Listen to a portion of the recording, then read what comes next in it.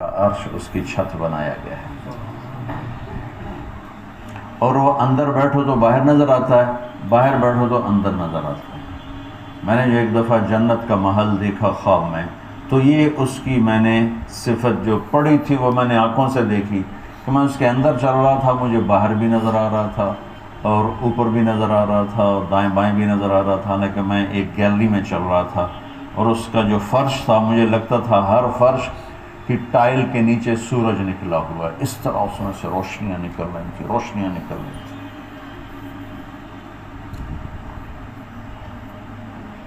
میں حور کو بیان کرتا ہوں جو ابن القیم نے لکھا ہے، لیکن جو میں نے دیکھی ہے وہ میں بیان نہیں کر سکتا۔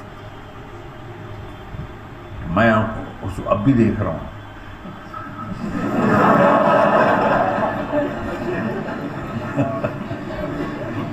میرے رب کی قسم، میں کیسے بتاؤں کہ وہ کیا حسن، کیسے بتاؤں؟